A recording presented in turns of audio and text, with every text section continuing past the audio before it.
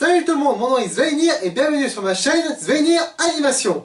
Oui, le titre est vachement original. Et bien sûr, vous l'aurez compris, sur cette chaîne, nous allons parler de couture, D'animation. Et pour cette première vidéo, nous allons parler d'un excellent film d'animation, mais aussi de mon film d'animation préféré, Le Géant de Fer. Le Géant de Fer est un film d'animation américain sorti en 99 et produit par la société Warner Bros. Il est l'adaptation d'un roman anglais de Ted Hughes appelé à la base The Iron Man. Le titre a par la suite été changé en The Iron Giant pour éviter toute confusion ou polémique avec le personnage de Marvel. L'histoire se déroule aux États-Unis en 1957 durant la guerre froide, où nous suivons Hogarth Hughes, un jeune garçon de 8 ans à l'imagination débordante, et qui va faire la rencontre d'un géant de fer venu de l'espace et avec qui il va se lier d'amitié. Il fera alors tout ce qu'il peut pour protéger son nouvel ami de toutes les personnes lui voulant du mal, et notamment de Kent Messley, un agent du gouvernement chargé d'enquêter sur les phénomènes inexpliqués de la région. Le film a été réalisé par Brad Bird, dont c'est le premier film d'animation, après quoi, il a rejoint la compagnie Pixar où il a réalisé Les Indestructibles en 2004, Ratatouille en 2007, et a également réalisé Les Indestructibles 2 qui devrait sortir début juillet 2018. Et ce film est une merveille. Je me souviens l'avoir découvert quand j'étais petit et j'avais adoré. Je me souviens même plus le nombre de fois où j'avais loué la cassette à l'époque. Le film est vraiment génial et cela passe d'abord par les personnages, notamment le géant de fer. Outre son design absolument superbe et riche de détails, ils ont utilisé de l'animation en images de synthèse pour les effets du géant qui passent à merveille avec le reste du film en dessin animé. Avec son arrivée sur Terre, il a perdu la mémoire et adopte un comportement semblable à un enfant, ce qui le rend très attachant. Mais ceci est également dû à toutes les mimiques qu'il fait avec son visage qui le rend très humain. Les mouvements de sa mâchoire et de ses paupières permettent parfaitement de lire les émotions de cette machine dotée d'intelligence et qui découvre progressivement le monde qui l'entoure.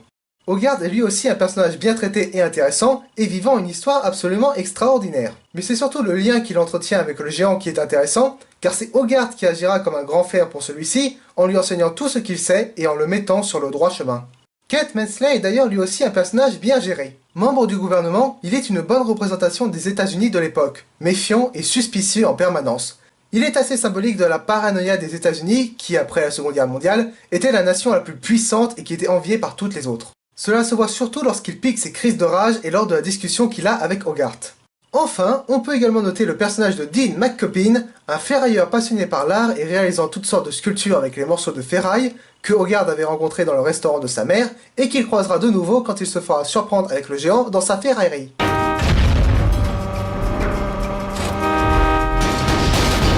C'est marrant, on dirait toi quand tu répares ton ordinateur. La ferme, Big Troll! Dean sera d'ailleurs un allié précieux pour Hogarth et le géant, puisque sa maison est le lieu parfait pour le cacher tout en le nourrissant. C'est aussi grâce à Dean que l'on va avoir l'un des plus beaux messages de ce film. You are who you choose to be. Et en parlant de message, on a également cette très belle scène en rapport avec les comics et qui va avoir une importance cruciale pour le message du film. En effet, Brad Bird avait une intention claire lorsqu'il a réalisé ce film et a voulu mettre une question en avant. Que se passerait-il si une arme avait une âme ? Il va avoir l'idée d'utiliser deux figures représentant les deux avenirs possibles du géant en utilisant Atomo pour évoquer l'apparence du géant et sa capacité de destruction et Superman pour représenter l'humanité du robot et sa générosité. Et ce sera toute la question de l'identité qui sera posée dans le film en ce qui concerne le géant. Va-t-il devenir ce pourquoi il a été créé ou choisira-t-il ce qu'il souhaite devenir? Par ailleurs, lors de la scène où le géant devient enragé et se met à attaquer les militaires, on a également une idée de mise en scène brillante de la part de Brad Bird, puisque celui-ci va choisir de filmer le géant, mais en faisant bien attention de masquer ses yeux. On dit souvent que les yeux sont les fenêtres de l'âme, et l'âme est ce qui permet de différencier les êtres vivants des machines. Ainsi, cacher les yeux du géant a une importance cruciale pour symboliser son humanité et son attitude. Et c'est là qu'on en revient à l'identité du géant symbolisée par les personnages de BD.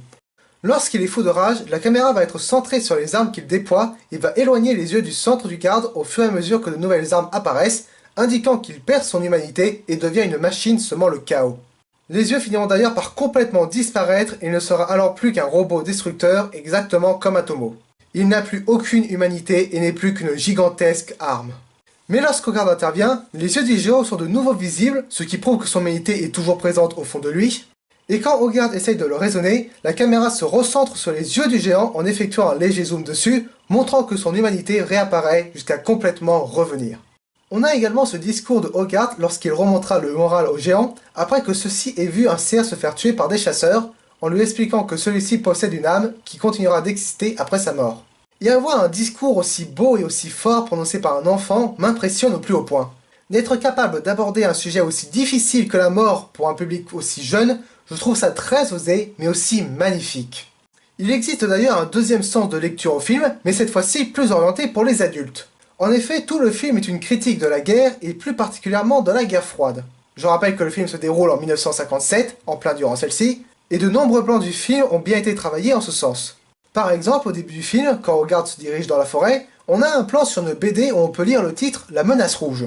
Un enfant lisant cette phrase pensera naturellement à Mars, la planète rouge, et donc aux extraterrestres. Mais un adulte comprendra que le rouge est en fait une référence à la couleur du communisme et donc de l'URSS. Tous les dégâts causés par le géant durant le film symboliseraient les destructions engendrées par la guerre, à la fois sur le plan matériel, mais aussi sur le plan économique. Cela se voit aussi dans la salle de classe d'Hogarth où le film diffusé aux enfants est purement un message de propagande qui modifie leur vision du monde, comme en témoignent les réactions des camarades d'Hogarth.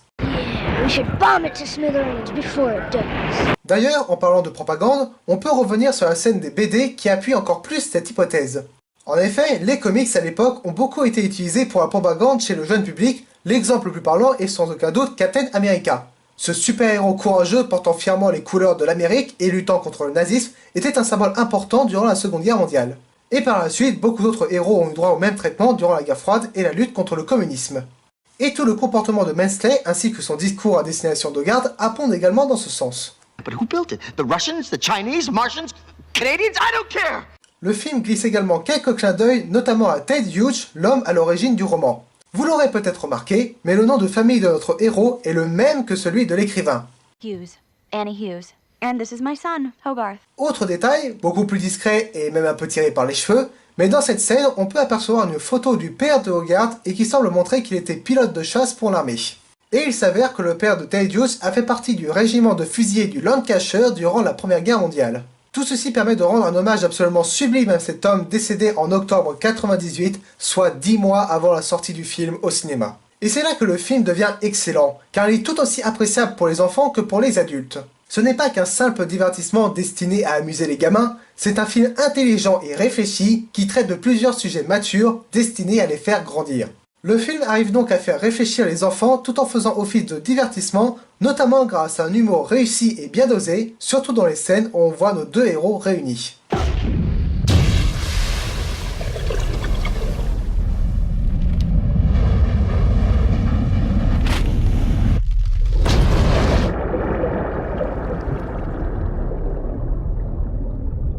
Mais surtout, le point fort de ce film, c'est sa scène de fin. Alors je ne vais pas vous la montrer car certains d'entre vous n'ont peut-être pas vu ce film, mais celle-ci est tout simplement magnifique et accompagnée par une musique géniale. J'irais même jusqu'à dire que c'est la plus belle scène que j'ai jamais vue dans un film d'animation.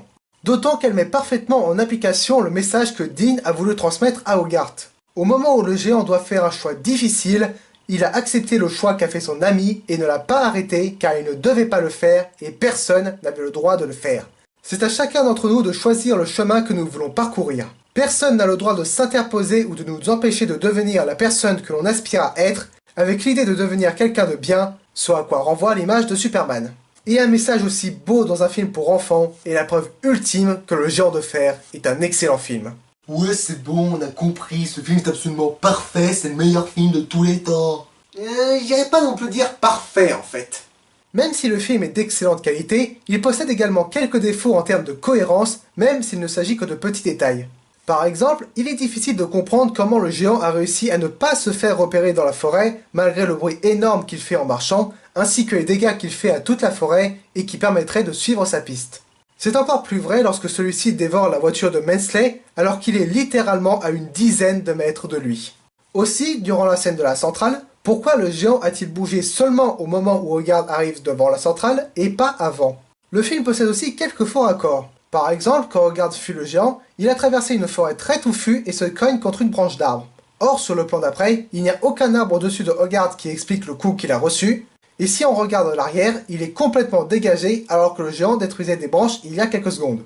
Enfin, probablement la plus grosse incohérence du film, la photo trouvée par Mansley.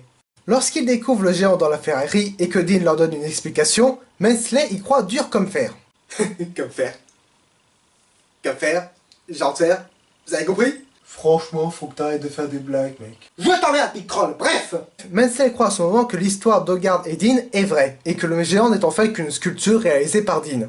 Or, sur la photo, on voit bien le géant au milieu des arbres, et il semble beaucoup plus grand, ce qui trahit complètement la supercherie. Il aurait juste fallu que Menzel montre la photo au général pour que celui-ci puisse avoir des doutes sur la crédibilité de cette histoire. Mais au final, il ne fera rien.